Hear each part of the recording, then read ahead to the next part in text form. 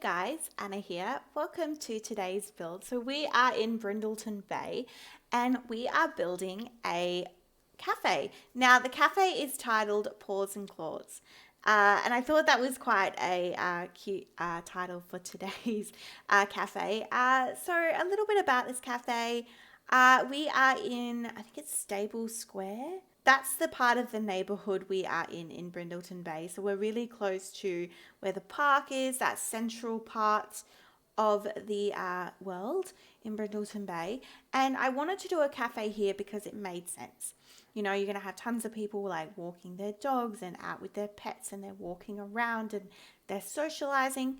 And there always is a kind of like a food truck, what have you, in the square.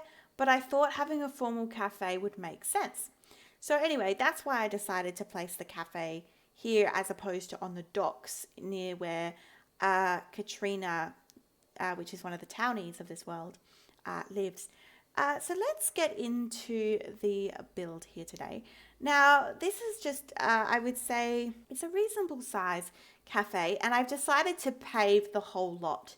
In the end, I do actually remove some of the paving because, as you can see here, we are just working on some smooth keeper fencing, which means, as you know, that's how I do my garden beds. So we will obviously be removing, you know, some of the paving to put dirt underneath. Okay, so just to get back into the build, we are working on the roof. Now, I just want to let you guys know, I really struggled with this roof. I really wanted to kind of give you that kind of farmhouse type roof, but I really struggled with it. I need to get better with my roofing. In the end, we actually remove this whole roof and we change it. So I will let you see that towards the end, but in the end, this is the one kind of build this week where I'm not sold on it. I think that it's inside is really beautiful. I think it's a really family friendly cafe. And I think, I really love this outdoor area here where we're going to put some benches and some seating. And I really like the back of the property where, I should say the lot, it's not really a house, where we have some kind of, you'll see it, but we do some dog training, obstacle courses. I really love those aspects of the build, but I really, really don't like the roof. And when we get to it, let me know in the comment section down below what you think and potentially how you feel that I could have improved this roof. I just felt that because it's just a square. Essentially, this build is just a giant square. And I feel like when you have a giant square with minimal to no bump outs, that's where roofing becomes really hard. And I think that's why if you watch my improve your builds video, there's a tip video here on the channel. I'll actually link it down below for you. That video, basically one of the tips I talk about is how the importance of bump outs and how they assist you. All right, so we are just working on the exterior of the cafe, and I have recently got the dine out pack, so it was interesting to see how the combination of dine out and obviously get together where we first saw cafes and what objects we could use to make this. So I really, really liked these banners that are, these kind of like awnings. And when I saw the yellow swatch, I kind of thought of a bumblebee, and I thought yellow is such a friendly color. And I really liked the yellow, and that was with dark brown, and we already had dark brown in the roofing and then the columns and the fencing. So I went with the yellow, and I think that it's a nice pop of color that it just helps with the build. So a little bit about this. So when we go inside and we really work on the decorating, you'll see what I mean when I say it's family friendly. Like, I wanted this space to be a cafe for everybody, a place for everybody. Kind of like, pet friendly, definitely pet friendly. So I've got areas for the pets. I've got, toys, there's food bowls, there's that obstacle course that we will see shortly. There's litter boxes, there's cat trees. It's very family friendly. Alrighty, I didn't know what type of, I really struggled. I really struggled with the material of the outside, kind of that wallpaper, the roofing of this lot. But in the end, I think it looks okay. I think it looks okay. So we are just working on the exterior, as you can see, and this is that kind of outdoor seating. So I think that Brindleton Bay weather is generally not too bad. So I figured, let's have some outdoor seating, let's have some indoor seating, and it's actually a pretty big cafe. In hindsight, I probably could have made it much smaller, but I think it works out well. We are moving in now to do the floor plan, and I really only add one room, and this is the bathroom. So everything else is just this open floored space where we position the actual, I think it's called an espresso bar, and then the espresso bar creates where the kind of the staff door is, which leads to the back. So that back fenced area is kind of like a courtyard to where like the rubbish bin is. I put the litter box out there as well. I thought that'd be cool.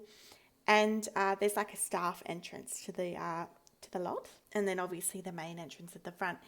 These large windows I thought would be really great, because in a lot of cafes that I've seen, whereabouts I live, I really like having like these large, tall, kind of bar height tables, and you're just looking out of a window. I really like it. So I wanted to replicate that today. Now, the tables I've used are actually the ones from the Industrial Loft Kit. I really like the texture of these. I even like the little kind of pull-out drawer detail. Not that it's functional, but those little details in some of the assets that we have been getting in more recent DLC, that's the stuff that keeps me buying it. Like a lot of, I'm not going to lie, like The Sims 4 is a very expensive game, and, but as a builder, it's hard to say no.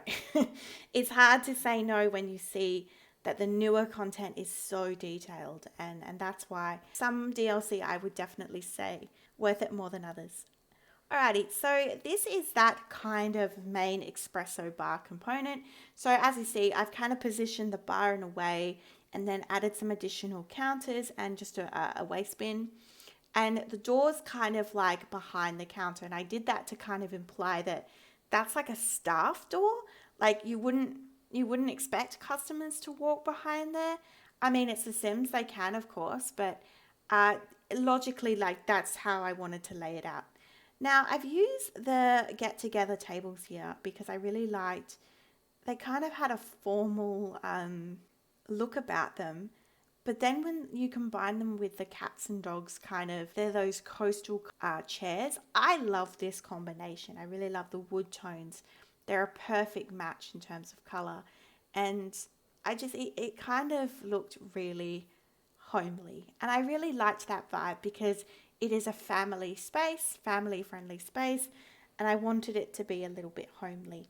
So this is the bathroom, very standard. I did use stalls because I thought that would be easier. And then, yeah, we've got some pet bowls. I put in a cat tree just to fill in this little space here. So we've got lots of space in front of the bar because I wanted, obviously you're going to have customers there. So I wanted it to be a little bit more functional as well. I didn't want to like load it with like seating and what have you. The litter box is outside. However, it is a litter box that doesn't need to be changed. So it's kind of a set it and forget it kind of feature, which I thought was important, but I didn't really want to put it in the bathroom. And again, I'm changing the wallpaper. You'll see me do this a couple of times because I really, really just was not sure about this one. Like the actual decorating itself I was happy with, but this was the kind of build where the exterior I just wasn't happy with. All right, so this is that seating. So we use a lot of benches. I do also use some normal round tables with the umbrellas, and we ran with the yellow theme. And I think that's because there's something about yellow and that mid-tone wood color that just looks so pretty to me. I really enjoy it. And I didn't want it to be, I wanted to have some pops of color because, I don't know. When I think of family friendly, I think of something that maybe is going to also like kind of appeal to children. And I feel like colorful spaces and things like that appeal to children. So we do remove all of the paving to the back of the build.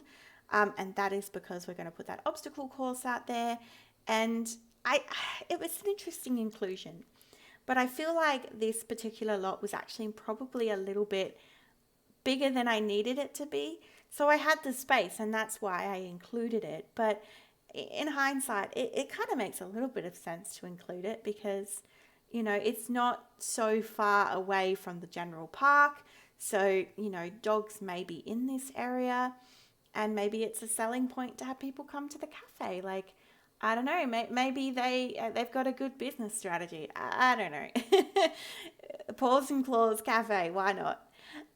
So yes, very simple landscaping. Just some trees, some low-lying flowers, some azaleas, some hedges, and what have you. We do line hedges, as I said.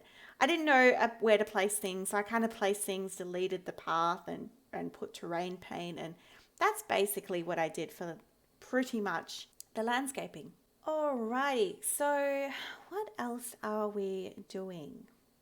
So this cafe came about fairly simple. Now, this was one of those builds where I had the floor plan. Now, what I do in my personal time is I actually make and create floor plans on grid paper. So there will be times where you'll see builds here on the channel and I know the floor plan of that build, but I don't know the exterior. And it's a very interesting way to build because it's like internally how it's going to look, but the outside is just a mystery. And I think it's 10 times harder. I don't recommend this kind of level of stress. But yeah, I just wonder. Let me know in the comment section down below. Does anybody else like create and design floor plans in their spare time? I really enjoy it. I absolutely enjoy it. I think it's so fun to create floor plans. It's something that I really enjoy in The Sims. I find that I would say I'm fairly good at it. I can do a good floor plan. So yeah. All right, we are back inside and we are working on some wall decor. So now we're trying to lift the space and really, really go, okay, how can I make this a cafe? How can I really sell the theme that this is cats and dogs, that it's, family friendly?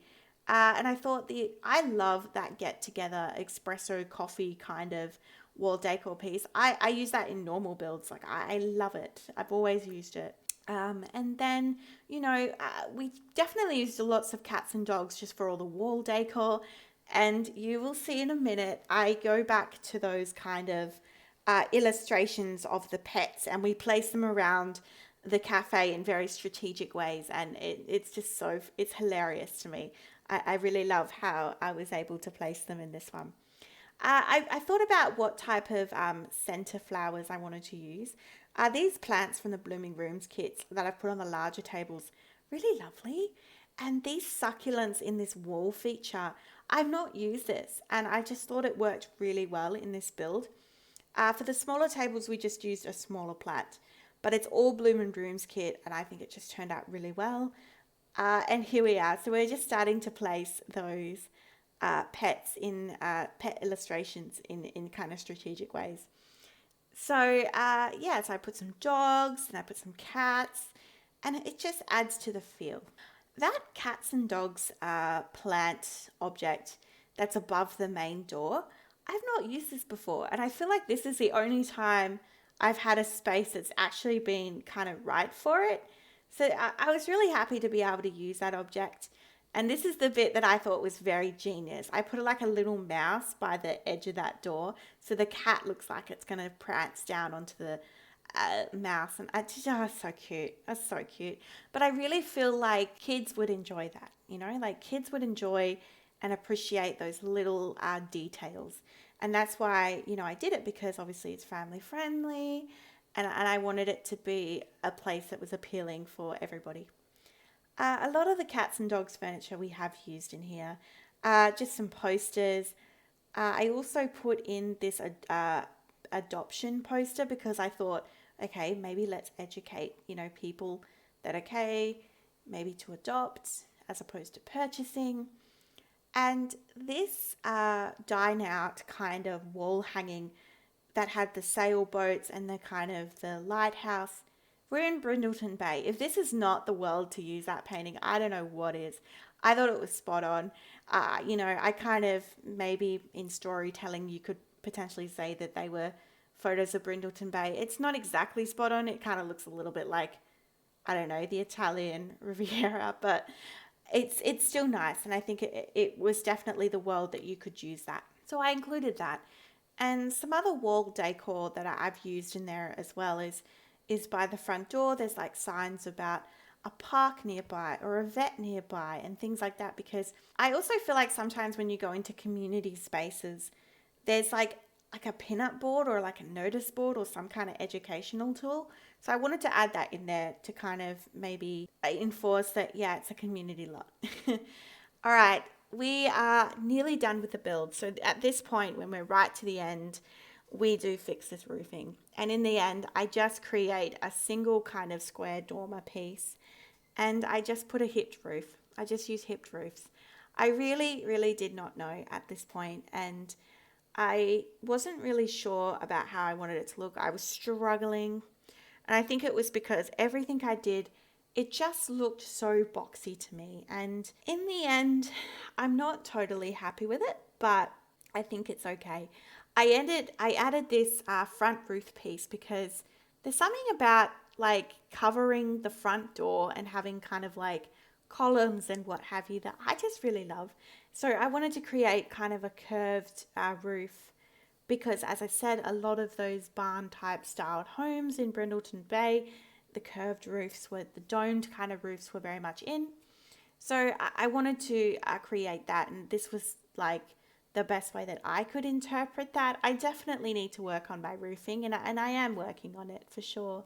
But yeah, so this was what I was able to create. I'm just going to add columns into that new front roof section. And we are just playing around with that dormer on the top section. I'm just making it a little bit bigger and adjusting the roof height. And I believe that is it. Oh, and then we're changing it again. Yes, we are deleting some windows. Yes, I wanted to make sure that the glass windows were the same on either side.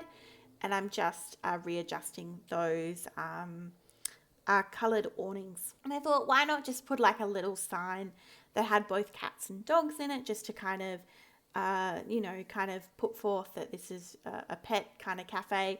There's not really a sign that says paws and claws, but, one's imagination could, infer that. And we are into the tour, I believe. So the tour is very simple. It's all one kind of big spacious area, but I really, really enjoyed this cafe. If you enjoy this build, let me know in the comment section down below. Our next build for Friday is the library, and the library again has a whole different feel to it. I feel that the day spa to the cafe to the library, they all are, three completely different builds. But I all think they have a place, and I all think that they're quite wonderful, and they turned out quite well. So there we have it. Let me know in the comment section down below what you think, and I will see you in the next one. Bye bye for now.